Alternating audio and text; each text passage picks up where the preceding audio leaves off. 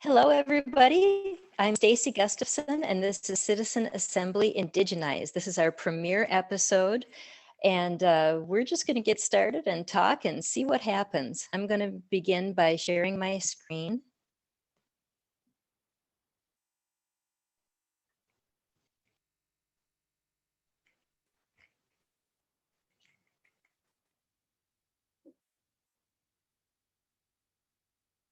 Welcome to Citizen Assembly Indigenize, a citizen assembly meeting produced by the Universal Community Project and Healed Earth Marketplace. Join kindred spirits in examining indigenous Native American community systems and traditions and discussing how we can implement them in our own lives. Let's not ask how we can support Indigenous or Native Americans with money and flyers, although you can still do that too. Rather, let us ask how we can emulate them and live in holistic balance with each other and our earth. The program will begin with a presentation of Indigenous thoughts and actions. Then participants will discuss ways of implementing the same in our own daily lives.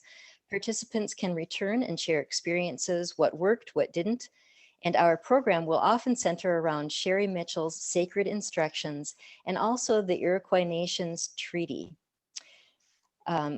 Let's start with a round of introductions and tell our listeners who we are and where we're from. I will start. I'm Stacy Gustafson. I split my time between Northern Michigan and Southwest Texas, and my major focus is holistic community problem solving. So let's go around the room here. Odell, can you introduce yourself, please? Yeah, I'm Odell Hall. I live in Austin, Texas, and I'm also interested in a community equanimity. And so this involves, in our case, researching Indigenous methods. I wish we can do that. Thanks. Daniel, your turn. Hi, I'm Daniel Tweed. I live in Thousand Oaks, California, where I've run for city council twice by keeping the money out of politics by not spending any, but I've doubled my vote count each time, and I'm going to run again in 2022. And if the doubling keeps up, I might get on by 2026. But I'm the provider of Infinity Intentioneering, which is a service-minded concept to explore the connection between empathy and will in a community setting. Thank you very much, Daniel. Kat, would you like to introduce yourself, please? I'm Kat Newman. I live in Stockport, United Kingdom. I was born in California, but I also lived in Arizona and New Mexico. Thank you very much, Kat. Rosemary, would you like to introduce yourself? Sure. Rosemary Rajwant. I live in Grenada in the Caribbean. I'm originally from Guyana, was born there. My parents moved here to teach, so I grew up here. And I ran for office in the last election. I was an MP candidate, so I got into politics since 2017. I do intend to run again, and I like the communities. I did at one point think about using ILP as the brand, but then I got an opportunity to partner with another smaller political party. But it's been a great experience just understanding Grenada more and the people in it and their challenges and their strengths and weaknesses and that kind of thing. But it's also good to listen to what happens in the rest of the world and different ideas out there. So it's good to be here. Thank you very much, Rosemary. That's really cool. We have two people who have run for office. That's wonderful. And Cesare, last but not least, would you like to introduce yourself, please? Cesare Urevic here from USA, outside of Chicago. And I'm just curious to see what's going on in here. This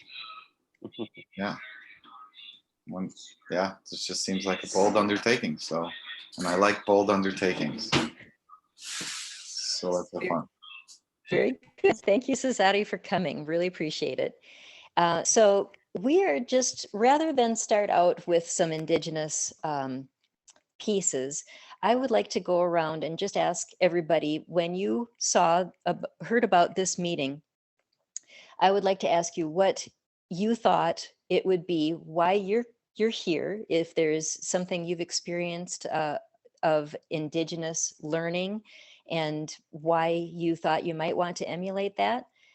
And I'll start with myself. I have just, since I was 38 years old, I've just been looking for this community feeling where people would be connected and know each other and have wisdom for each other and look out for each other.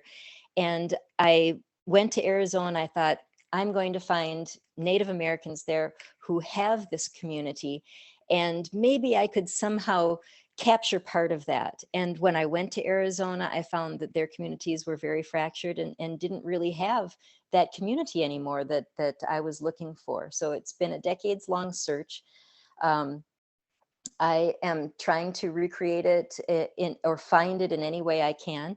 I have found a community in Canada, Shingwak Anishinaabe, and I was lucky enough to participate in one of their meetings where members of the community got together and they were talking about a water initiative. And in conjunction with speaking of the water initiative, I was able to hear the traditions that they have and the way they work with the land and the way they get together and talk about things that are relevant to the community, how we're interacting, how they interacted and how they handled things, their experiences growing up in a community, and maintaining also their traditions. And it made me say, I think that there is that out there. I think maybe we could find more about that and try to emulate that in our lives. So that's what I would like to do with this meeting, is talk about things that we've heard and then talk about how we can do that in our lives. And Kat, would you like to go next and speak to that? Yeah, I grew up with a Native American, my stepmother and her family. She was Wow. from a tribe in New Mexico. So I went to tribal ceremonies that weren't allowed weren't open to the public. They were only That's absolutely amazing. So they were called feasts, and everybody would bring like a dish to share, and that was really lovely. And I still remember, like, there's a lot of things I miss that I can't get over here very easily, like blue corn, blue corn. So when I see it here in chips or anything, I just buy a ton of it. And like my aunt used to make, my stepmother's sister, she used to make bread pudding, which was really good. And just I remember really great things about my stepmother's family. My stepmother, she wasn't a nice woman. I didn't like her very much, but I loved her family.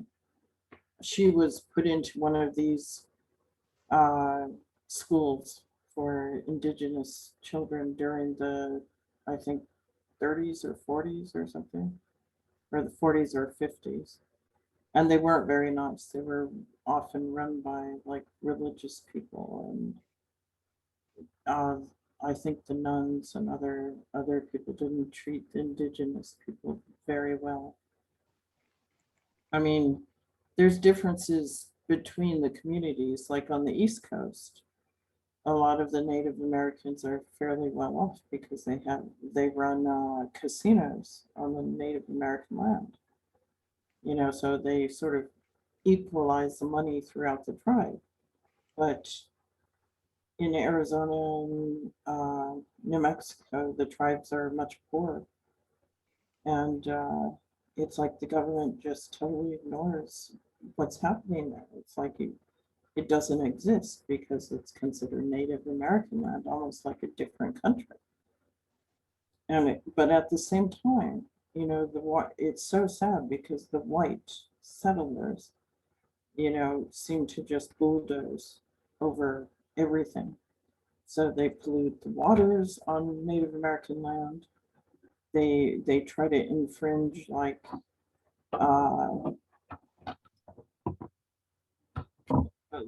companies coming in and taking oil or something, or gas or something like that.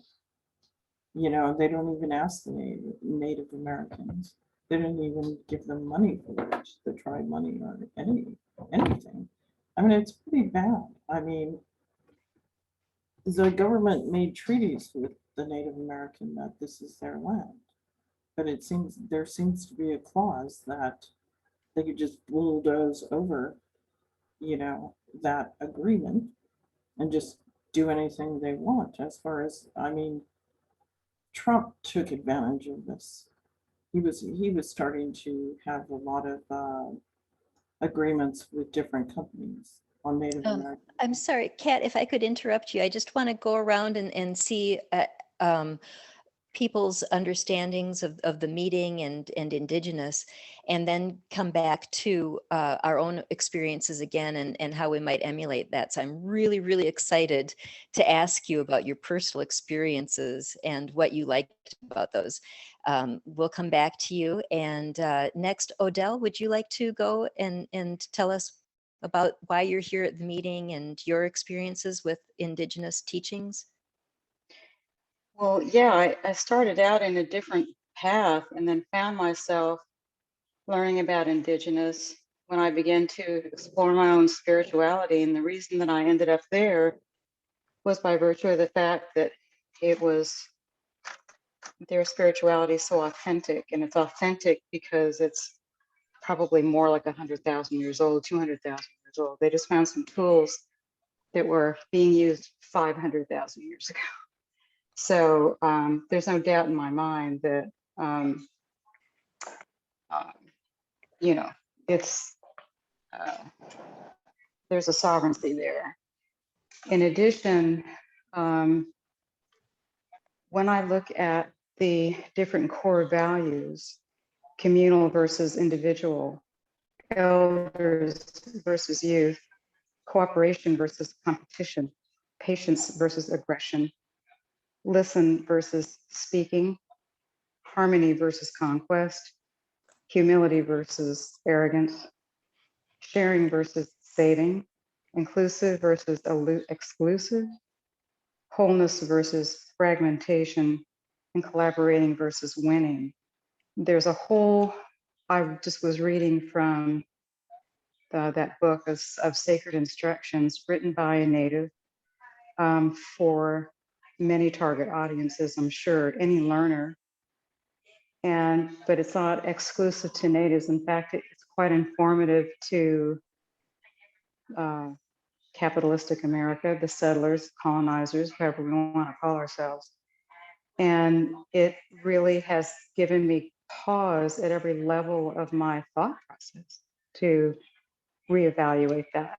And so as I have found myself in a new community, meeting new friends, that I see where there are opportunities for us to invest more in all of the first column rather than the second column, and to revisit many of those attributes. So at home and in my socializations with my children, with people I might work with or work for, I would hope to continue to recruit these beautiful ancient ways of living that by the Native Americans, Indigenous people have been working on being a human being for an eternity, and they're really good at it. And so we are not. We are people without a culture, essentially. So that's why I'm here. That's why I'm looking to focus on as a new way. Thank you very much, Odell, and my sincere apologies to Kat. She said she was just about done. Would you like to finish up, Kat? I was just relating the experiences I have. I think the Indigenous people, they're a lot more respectful of nature. Yeah. Than we are outside of their community. Totally. Yeah. And a lot of their traditions, you know, are built up over like hundreds of years. And they're really nice traditions. You know, like when a girl becomes older and has to do certain things, you know, in some tribes. And it's like a passage in that way. So I think, you know, that we could learn a lot from them and Indigenous culture, and really, I've always wanted to like write a book of the history of all the tribes in America. We need something like that, you know, so we That's an know. amazing thing. Yeah. Yeah. I mean, every single tribe, to know the tribes we have. And also, what we need to critically do now is, even us like quarter breeds or half breeds, or we need to start knowing the languages of the native peoples, or it's going to die out. You know, there's another problem too. It's like my stepmother's family, my stepmother, she had, they have a lot of health problems. They have like, one of my aunts died, two of my aunts died of cancer. Oh, wow. One of my aunts, my stepmother died of, I forget what you call it now. When you have blood, you can't have sweet food, or Diabetes? Diabetes. diabetes, yeah. So a lot of Native Americans get diabetes. And I think it's because they don't have a culture anymore where they go from place to place. They're not as active in that way anymore. Right. You know, they used to roam around and hunt for food. They were very long lived as well. Yeah. So it's really sad to see that. I mean, and I posted a song by a Native American tribe. I think it was in Canada, because a lot of people don't know this, but when a lot of the tribes were being persecuted in America, a lot of the Native tribes went up to Canada. Mhm. It seems a lot more peaceful for them in Canada. Yeah. From what I've seen. And Certainly. this one girl sang in her native language in Canada. It was so beautiful. Yeah.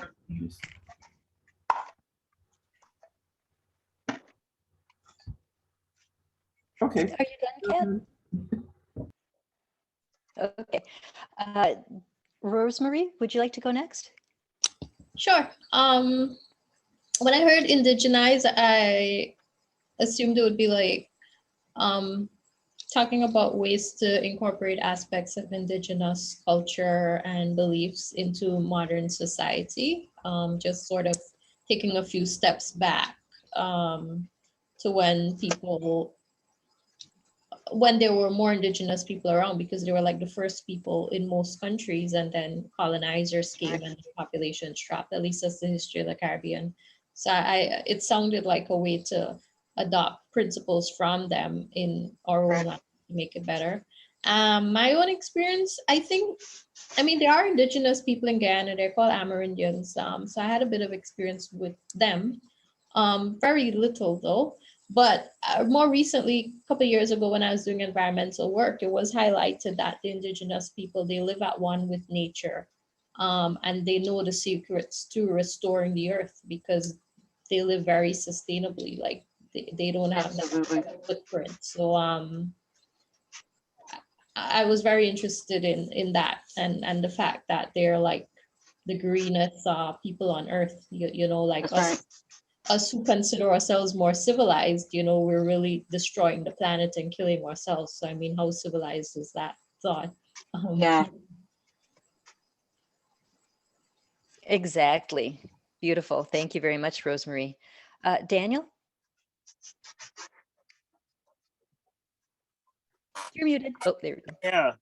Well, I was born in 1960, and at that point, the human population was about 3 billion people. And, now it's like almost tripled, to over 8 billion.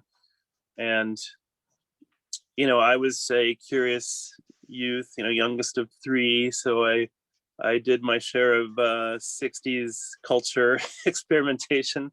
And, I was influenced by things like the Gumby cartoons, the animations. And actually, if you look at the list of Gumby cartoons, there's about 10 of them that have Native American themes. And they're kind of, Really? some of them are really over the top, cultural appropriation and bias. But, Art Clokey was actually an acid head, and he had tried psychedelics.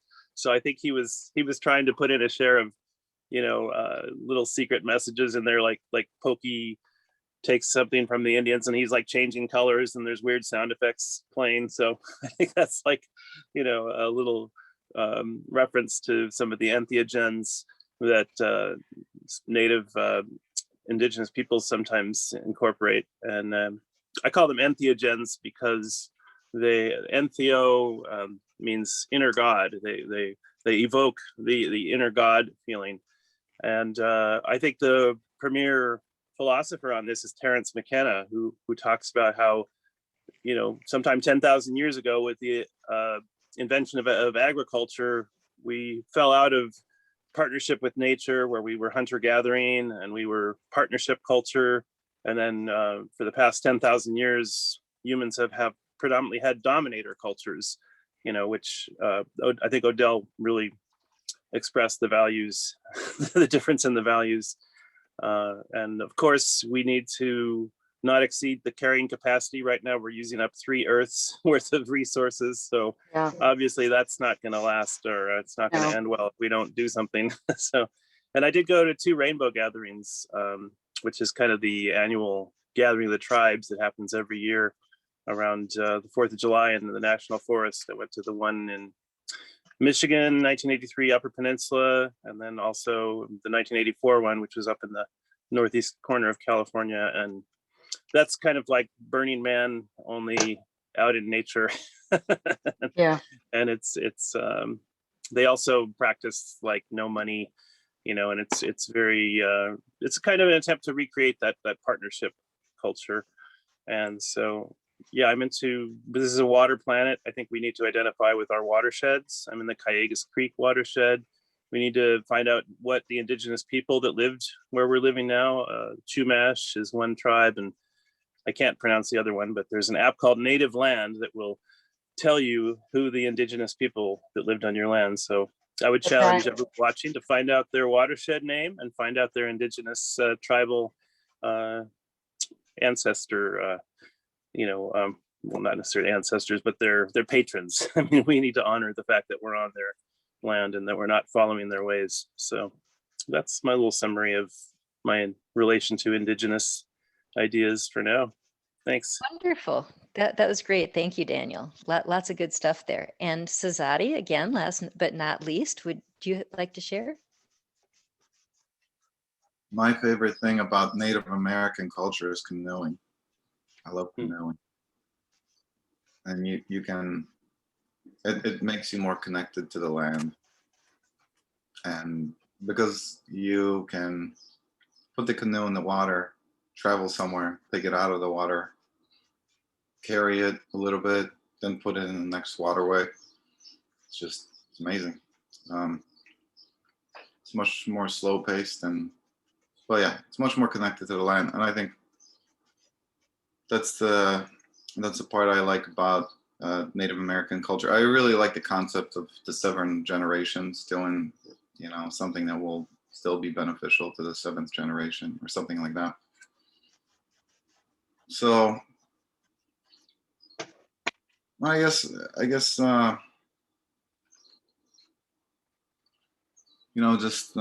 suppose the tribal mentality, but in a good way, just kind of like the camaraderie that they tend to have.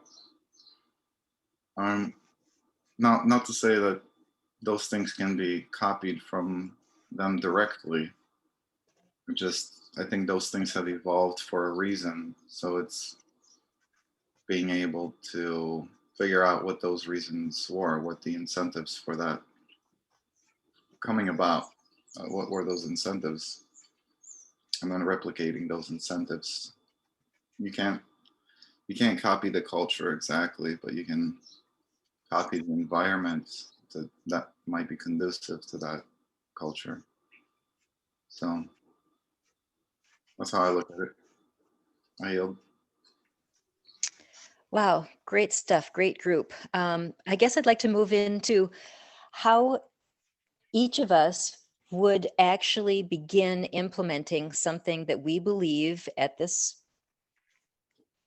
tender point in our understanding, how we would change our lives to implement more Native American, Indigenous, natural, environmentally sensitive ways of being with our planet. And I have just been personally watching the amount of plastic that I've been throwing in the garbage. I shop at the grocery store, regular grocery store. I buy sushi. I buy a single serve of a special yogurt.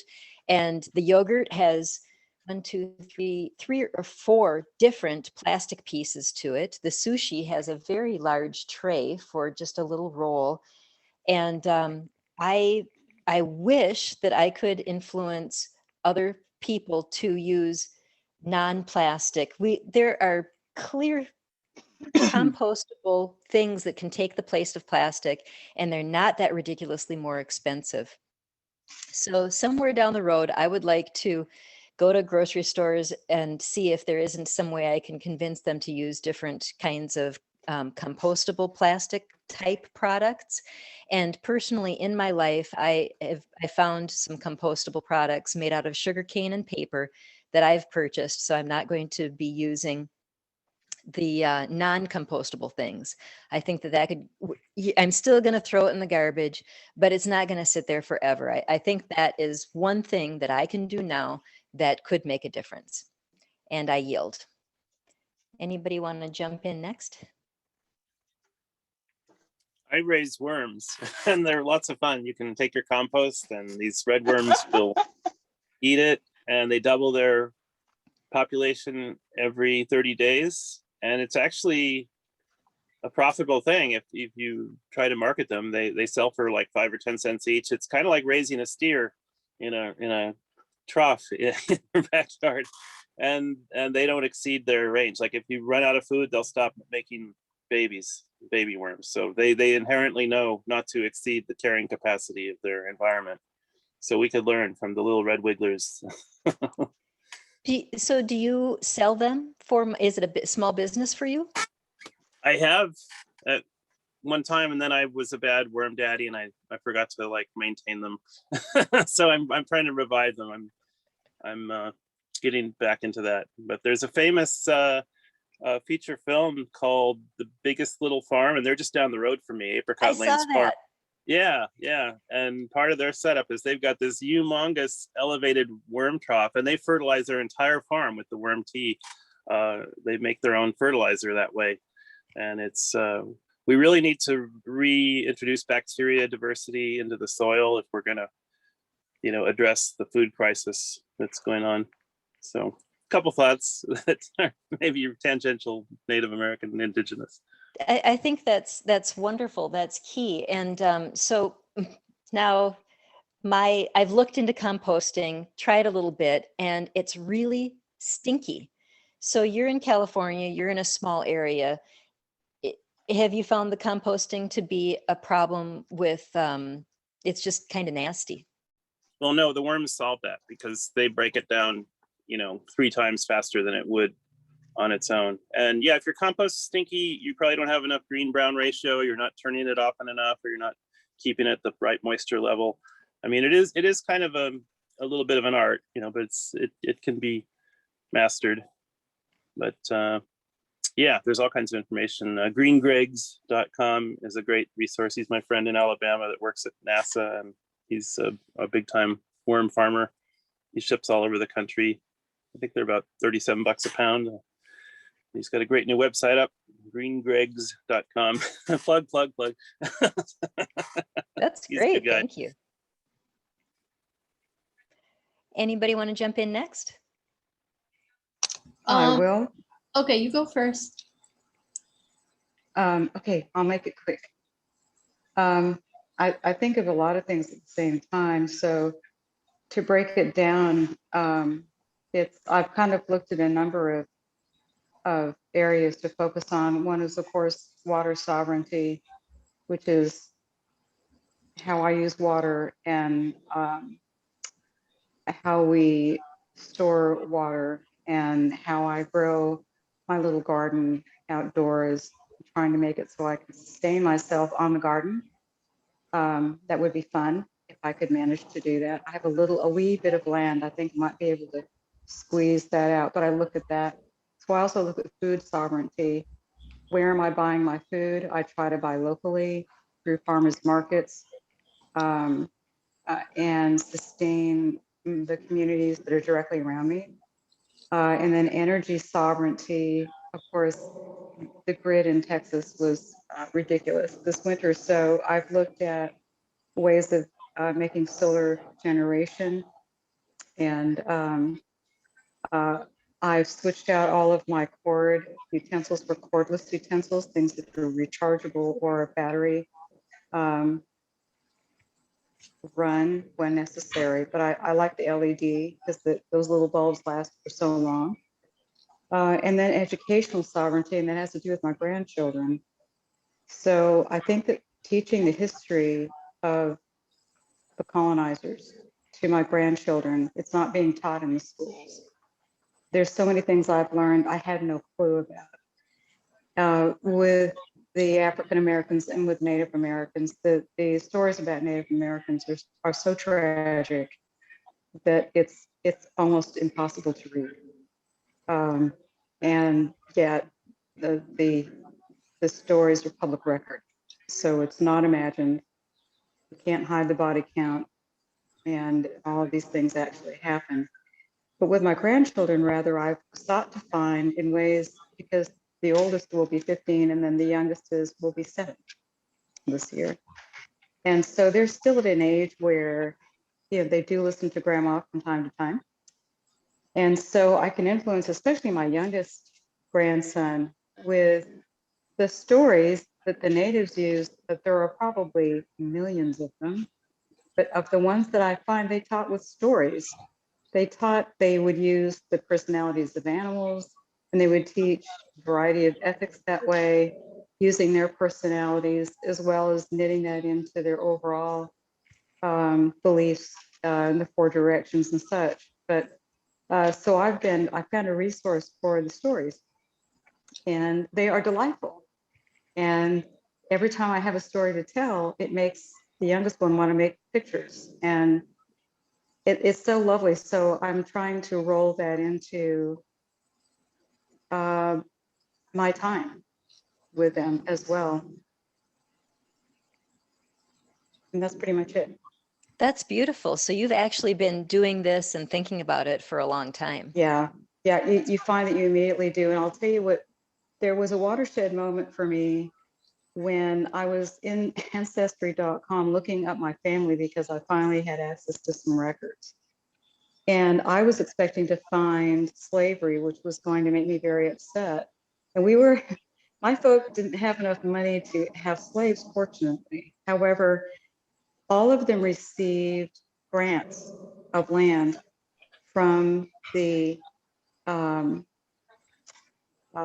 federal government for 80 acres, 120 acres, 98 acres, and it gives the location of those plots. And then we lived there for generations, and they had children, and they had children, and they all lived in the same community. And I began to see the results of the displacement. One of my relatives has my name, and his sons came from Tennessee and went to Florida and with their muskets and ran out and did war with. I mean, so my ancestors looked at their ancestors dead in the face. They shot them. They killed them.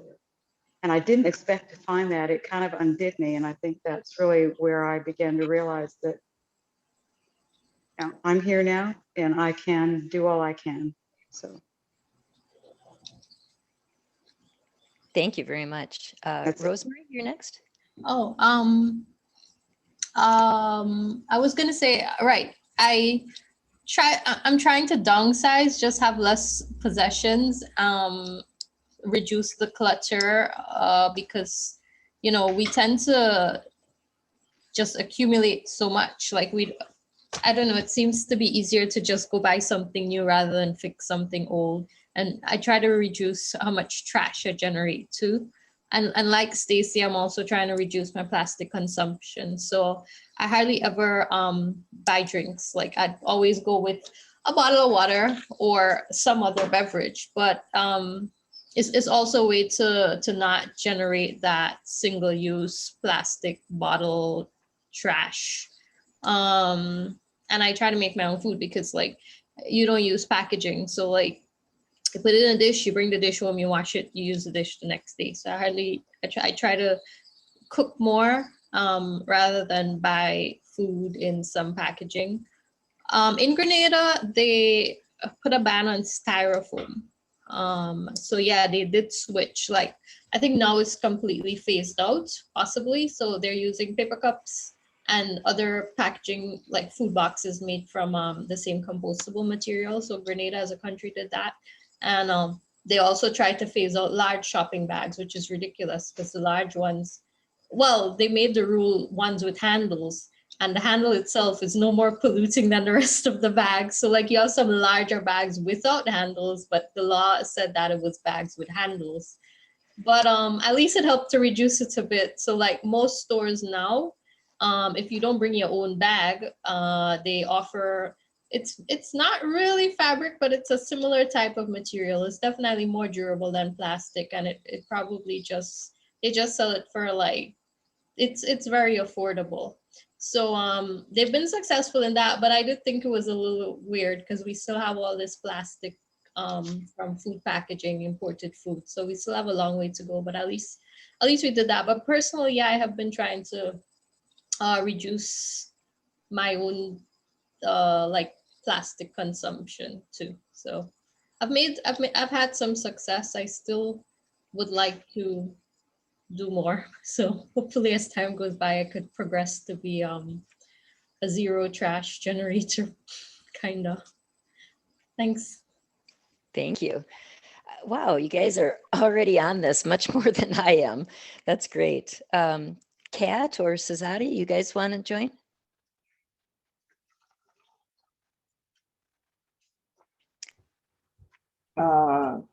I can't think of anything.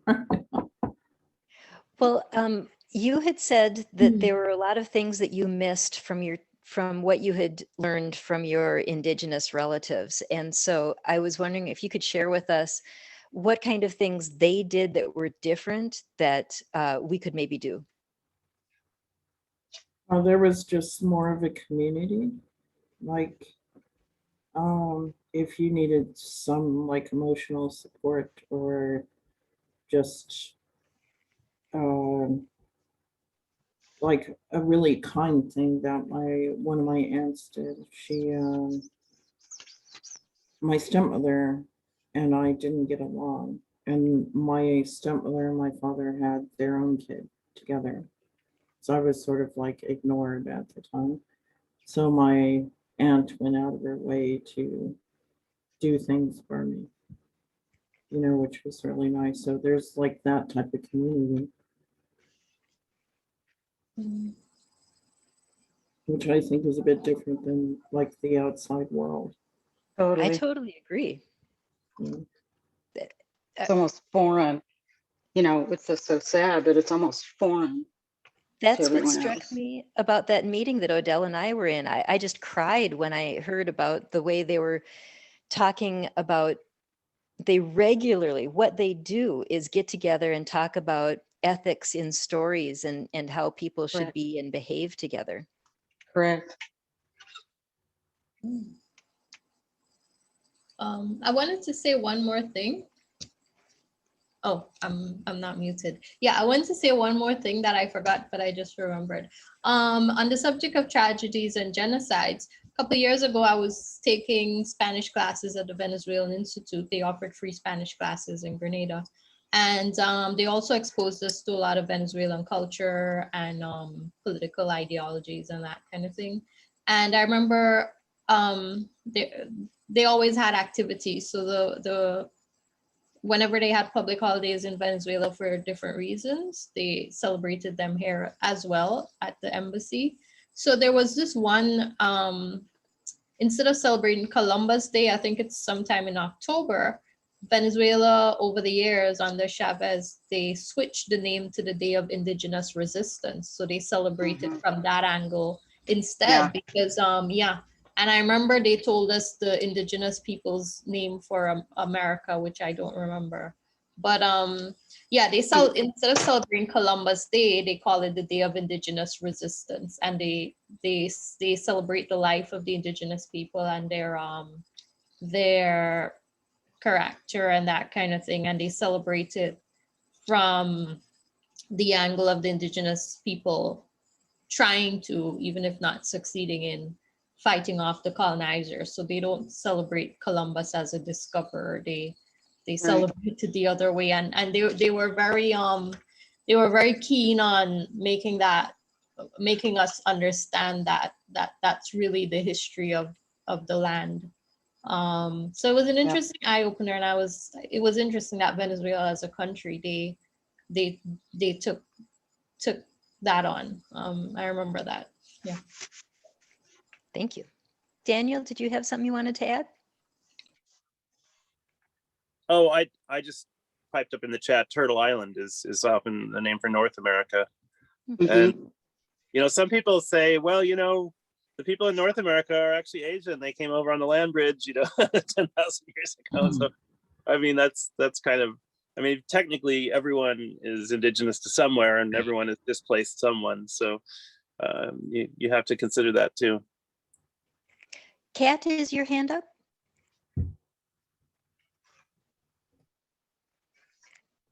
Actually, they did DNA of like the earliest bones they found of a Native American boy, I think it was. And from the DNA, they found that indigenous people are Asian and European mix. Wow. And we all started in Africa. So go ahead. It makes sense because I know, like in South America, there are South American natives who say they came from Europe. So it makes total sense. That there would be a mix, and like the Vikings have come over probably at a certain time, and probably people from the past from other places.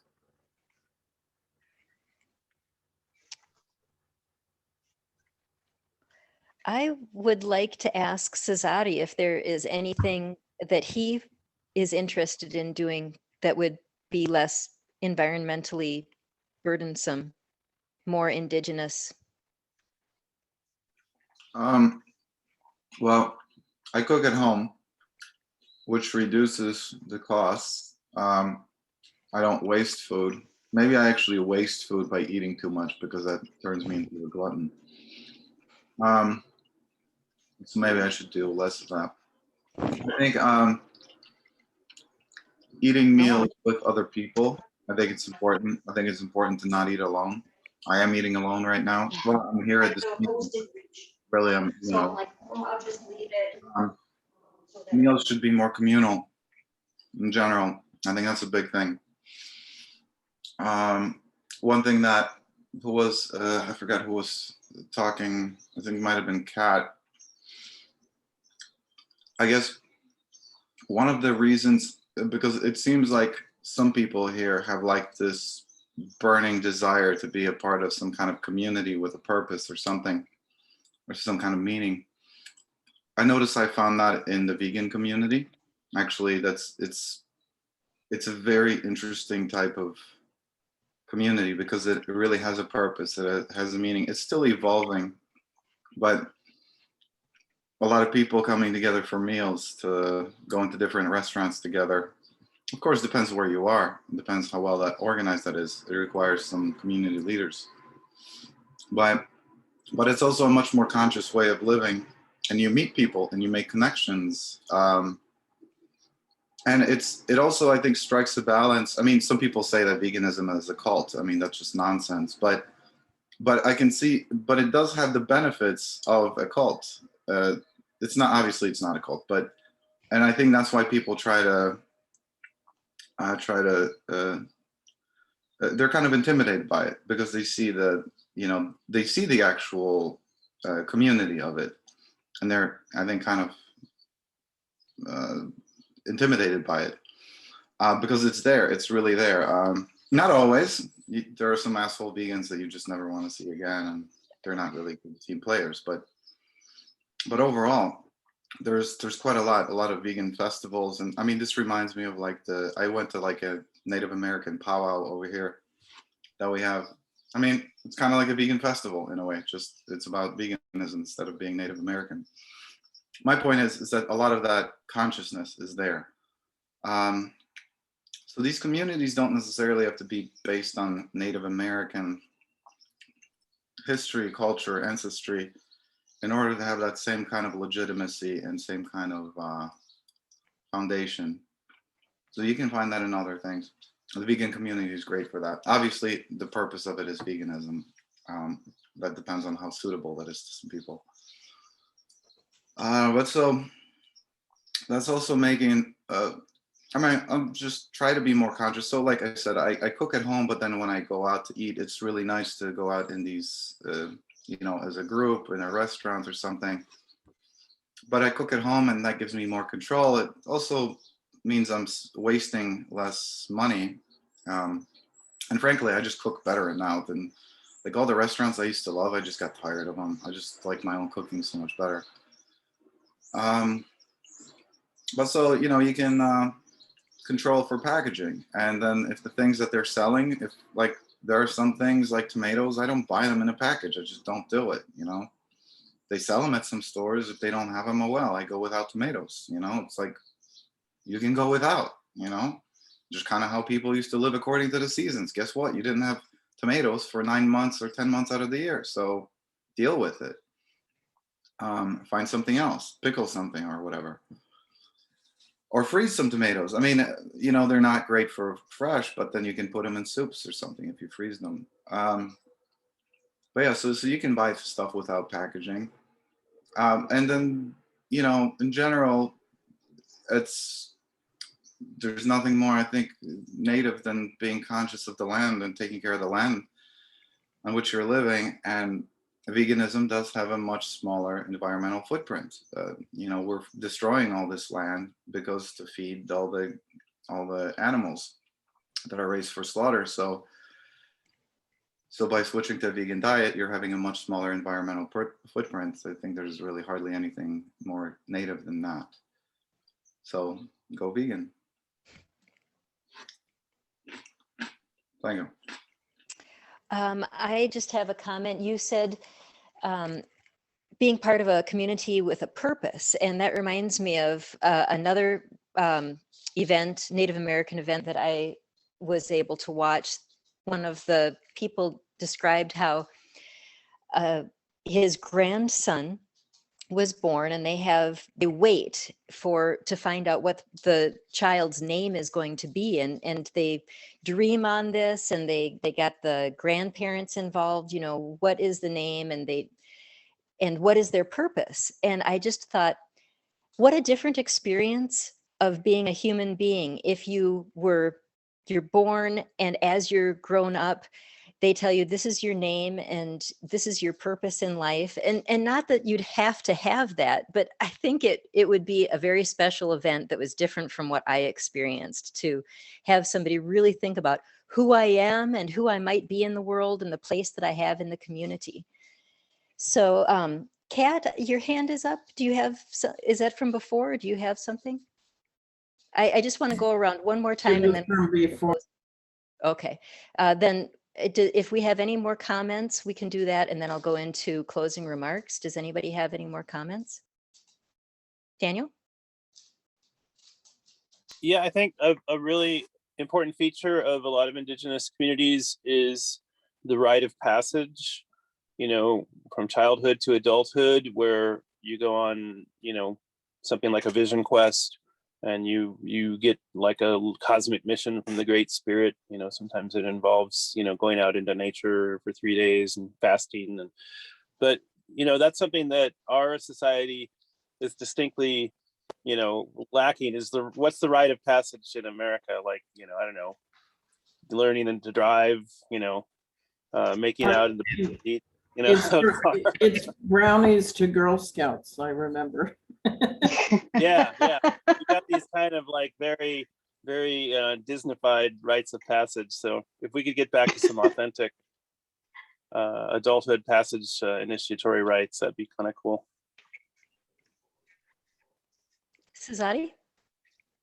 I haven't thought about that whole rites of passage thing because I used to think, really until this moment, I used to think that the rite of passage was supposed to be a test for you. It was supposed to be, yeah, it was about you, like testing, like for example, go out into the wild and survive, or fast for 3 days or something, or whatever. It's an adversity that you have to overcome, that type of thing. And if you overcome it, then you're good enough or something. If you don't, then you're not good enough.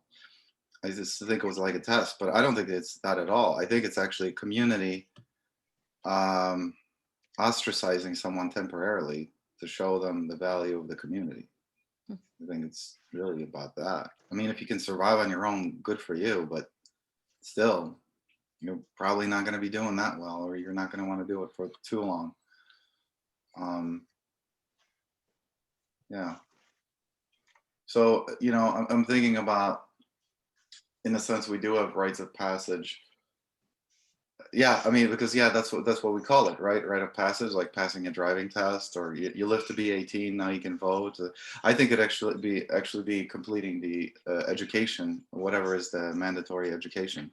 Once you complete it, then you know that's your rite of passage. But so it's still about you meeting a certain standard. I think why modern society doesn't have, but it's not about like you seeing what it's like without the community. I suppose that the equivalent of that would be like the parents throwing out their child out of their house for like 3 days. Go survive on the street for 3 days and see how you like it. That type of thing. I mean, we don't do that because that's just insane. That just wouldn't work. I think in the Native American culture, where basically, I mean, you are in nature, you know, it's just you're in nature with a group, or you're in nature by yourself. I think that's the difference. It's so yeah, so seeing it from that perspective, it's not like you're using, or it's not like you're losing all of these benefits of modern technology. Like, you know, like, because if you get thrown out of your house, well, then you're going to build a teepee? Like, what are you going to do? You're going to live under the bridge? I mean, you go from a very comfortable situation to a very difficult situation. What are you supposed to make all this stuff on your own? Of course, you're not going to do it. You're not going to figure that out. You're just going to be miserable for 3 days. So it just wouldn't work in a civilized society. But in like a more primitive society, it's obviously you're not, you know, you could go to the stream and get water while you live, you know, in your little band. While you lived in your community, you would go to get water at the stream. And if you're all by yourself, you're still going to get water at the stream. You know, maybe you get to bring your teepee with you, so it's not like you're being thrown out of the home. I think it's actually about being thrown out of the community rather than out of the comforts of life. So I don't know and I think one of the reasons that we can't do that in society is because there is no place to do that too. I mean, I suppose a rite of passage, actually, what would be a good rite of passage for, well, not rite of passage, see, because now we're talking about two different things. Rite of passage is about you, versus what I'm talking about is about you appreciating the community. It would be more like go to study in Europe or something, go to study in Asia for the semester. So I think we should have more of that. That would be the equivalent that we could implement. Sending students to study abroad, or go spend a year living in another country. Here, have some money too. Just go live in another country and see what life is like. You'll be fine, you won't die, but you'll get to appreciate what you have at home, but you also maybe will pick up some tricks from abroad. So I think we should do something more like that then. I yield. All right, thank you very much. Let's go to closing remarks. And I'm just going to go around the room here as I see the people on my screen. Odell, would you like to make some closing remarks? Sure. I think in closing, for me, this entire discussion has to do about my expansion all the way around, realizing that what the indigenous cultures allude to me is their keen awareness of the earth and people and all life. Every molecule is a part of one organism, and that we are inseparable. And if that simple reframing informs all of the other behaviors that come around it, how we commune, and that rite of passage then being just one more celebration of something learned, something gained. But yeah, I think that to see us as one whole, benefit for the whole benefits the whole. That there is no concept of mind. So, and with that, I think I can yield. Thank you very much. Daniel?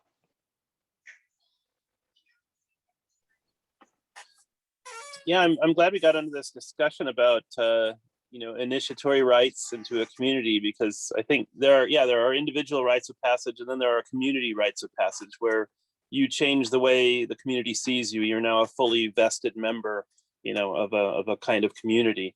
So I think there's a lot of interesting discussion and work that can happen there.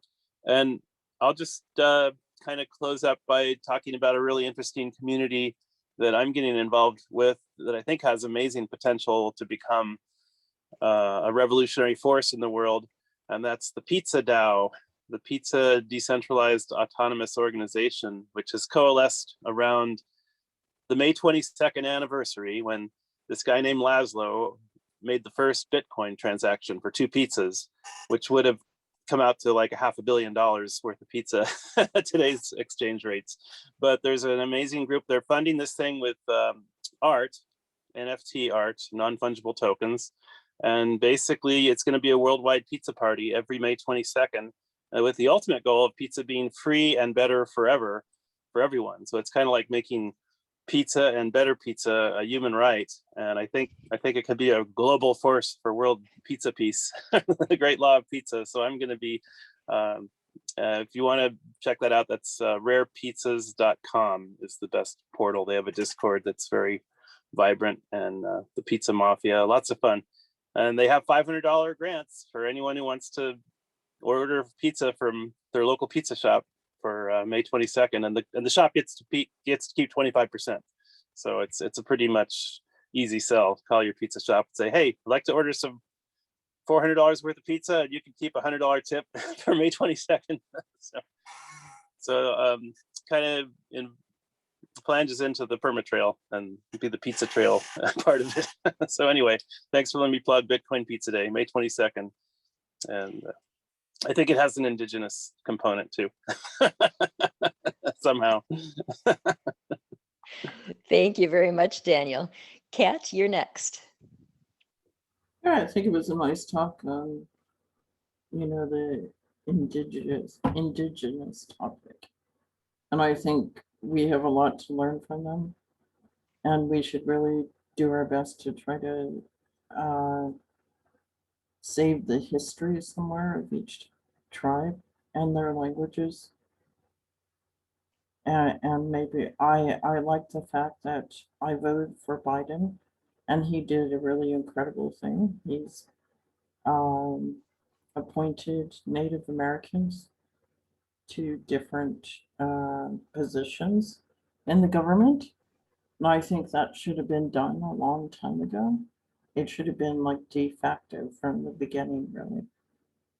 So it's good that they're finally included. Okay, done.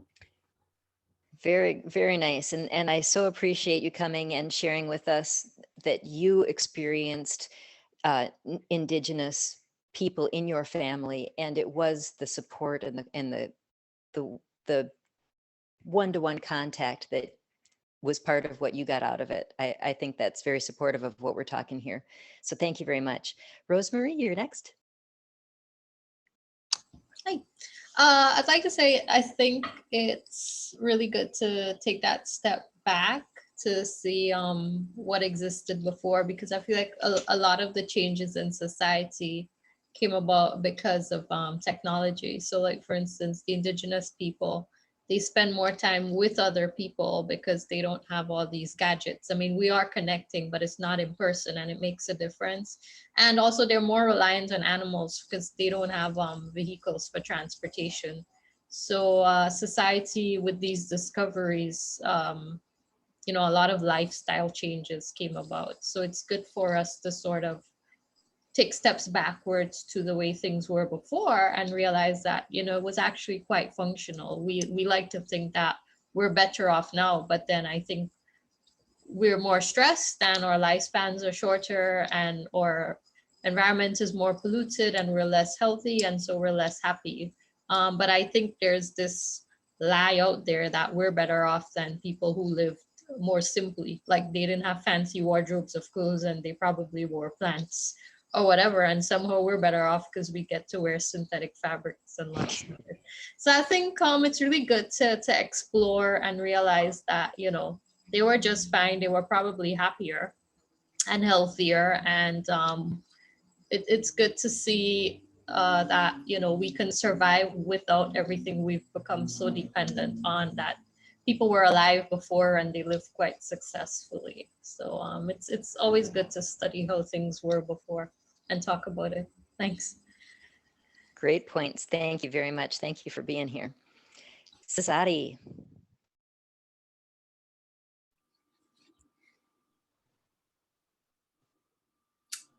I'm not sure what to say in closing. I thought I had something, but I guess I don't. I mean, other than, How about the vegetarian stuff? yeah, yeah, maybe if they have vegan pizza, I might be interested in that. It's not, I know I had something to say, but I forgot what it was. I should have taken notes. Well, thank you for creating this space to talk about it, Stacy. So this is interesting. Turning different parts of our brain on that we sometimes don't always use. Very nice. Thank you. Thank you. And it is a mutual project of the Universal Community Project. That's me and Odell and Daniel. So thank you very much. Thanks for coming.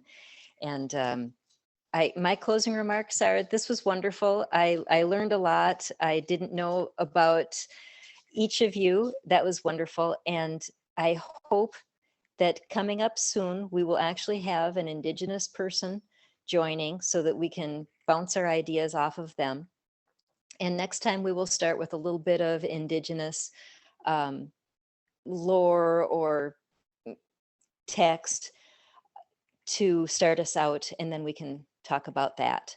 So I thank you all very much for coming. This was great, and hopefully we'll see you next week. And also we would like people to come back and tell us, were you able to implement anything more in your life and how it has benefited your life? So thanks again, and I will stop the recording now.